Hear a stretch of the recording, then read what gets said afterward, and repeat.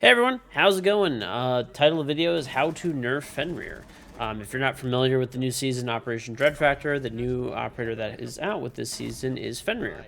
He's an operator from Sweden, and right off the Ubisoft website, he has a gadget called an FNAT Dread Mine. It is a throwable device. It sticks to walls, similar to like a My Disc, so it can be hidden in places where fear can fester, according to Ubisoft. Obviously, there's 5 mines that you can put anywhere, that you can put on my disc, think of it like that.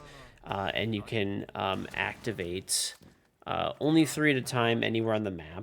If one of them is destroyed while active, you cannot reactivate another. So you can have 3 active at one time, but you have to disable it before it gets destroyed. So someone walks into it on the other side of the map, taps it, you can't activate another one that's deactivated without deactivating one of your other ones, if that makes sense.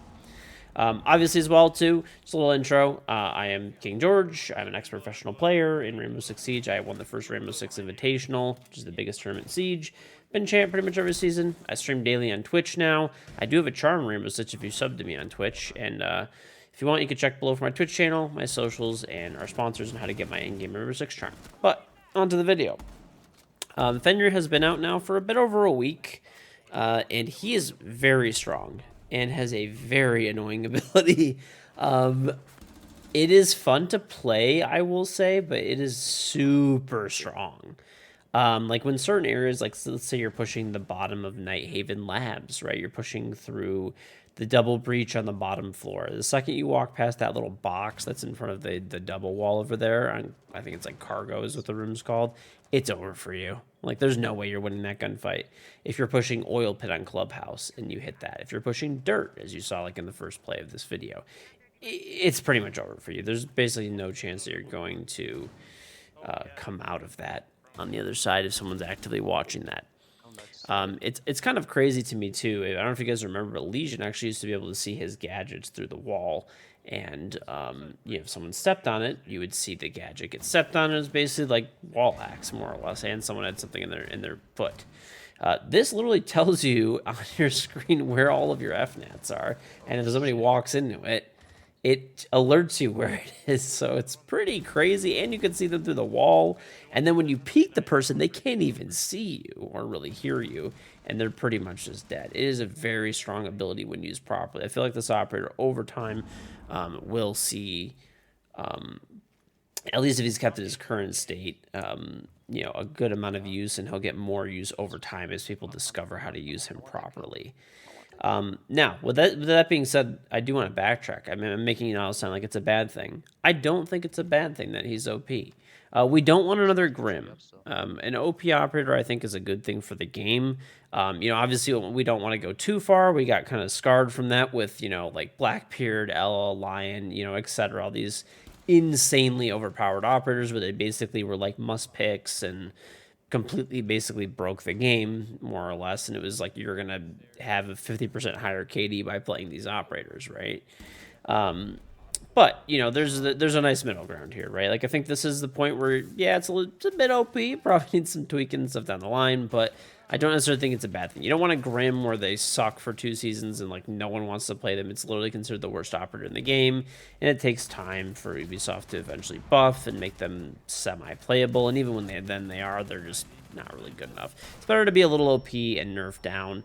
I'd say after like a month or so, because you want the 2 weeks for people, with their battle passes that have exclusivity, and then 2 weeks for the rest of the player base. And kind of once everyone's played them a bit, kind of had their good fun of, abusing this operator, nerfing it down a bit. The effect area is about like 3 meters on it. So there's like a few different changes. I've seen some things online, like, I post a tweet every time I make one of these videos, for people to respond and have things that I want to cover in the video or in Twitch chat and stuff like that. And some people were talking about lowering the number of gadgets, which,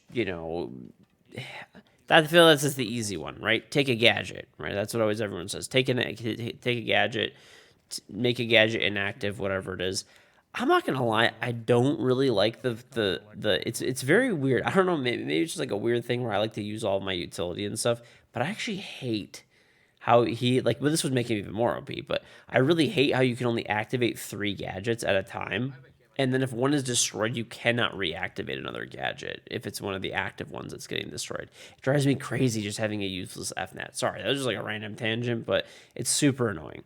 I mean, it is a viable thing. Yes, lower the amount of gadgets down to, whatever, say 4 and make 3 active or 2 active or something like that. I've heard of people saying like potentially the range that you see in there. So obviously if you have Finka and you get hit by this thing, by a Dread Mine, you can hit a Finka boost, or if you're already Finka boosted, you can see like pretty far out. I mean, not as far as like normal, but pretty far out. People are saying like maybe make that the standard range and maybe make Finka completely like delete that ability. Actually, doesn't, I haven't heard it too much, but yeah. I mean, that one could be like decent. I think that's obviously like a good way you could probably go to. One thing that I was kind of thinking about that I liked was obviously the range thing would be nice. Because I mean, you're already affected by it pretty hard. It's basically like wall hacks. So I mean, there's a few ways that I was thinking about it. So one of the ways I was thinking about it is removing your ability to see them through walls, right? Just like Legion. I mean, that's one of the super strong things. You don't really have to be active on it. It kind of gives you like a whole scheme, basically like your own little mini map, pretty much of how everything's going, right? Additionally, the effect I think is a little bit strong. I think they should expand the range on it so you can see a little farther. And maybe even removing the off of your screen itself. So I don't really have a problem with the number of gadgets necessarily. I mean, they can move them up or down, but it's more of the fact that you can like have so much control, kind of like Legion has had in the past, like I was explaining. And also the effect. If you ever notice with it, if you've ever peeked into one of the FNATs and you peek back out, it's like it takes like a second or two for the effect to lose. So I would like the effect, maybe that's fine the way it is, where it takes a second to affect you, but then when you pull out of it, that you immediately regain your vision. I think it's just too strong where you have like, you basically can't even fight even if you've like made the decision to go backwards afterwards. I also did hear some arguments from some people and stuff like that too, which I do want to cover, which are some fair points. People were saying, I made a video, actually, I'll try to put a card up for this, on why the meta in Rainbow Six Siege is so aggressive. And people were saying, well, if the meta is so aggressive, it's so annoying, then maybe an operator like Fenrir is a good thing. It slows people down and punishes people who don't drone and clear utility and stuff like that and are peeking everything. I've also had people say that they want to get rid of, his MP7 or whatever, things like that. So he has an MP7, and then he has the Capcan shotgun. He also has Bailiff. What else does he have? He has, Barb, I think. Let me just check. I have it pulled up here. I think he has, Barb, and Bulletproof. I'm actually pretty fine with those, personally. I don't have a problem with anything that he has there, gun-wise. I don't, I just don't see it as a huge issue, personally.